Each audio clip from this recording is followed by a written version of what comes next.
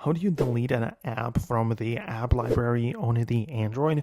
Let me explain it all in this video. If it's your first time on a Foxtecc, make sure you subscribe so you never miss anything important.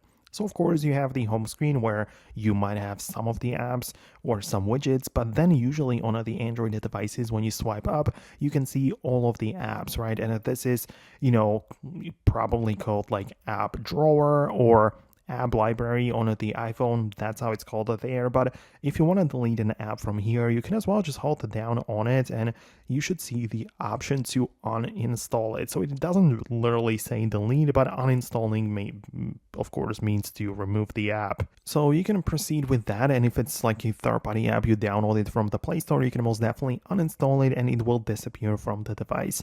For some built-in apps, like obviously you cannot remove things like the settings app or I don't know, like the gallery or some of the built-in apps. So for those, if you hold it down on it, you only have the ability to, for example, disable the app, right? Or you may not even have that option. So it depends on the application, but just if you want to remove it, try holding down on it and seeing if it's showing you the uninstall button. So that's the first thing.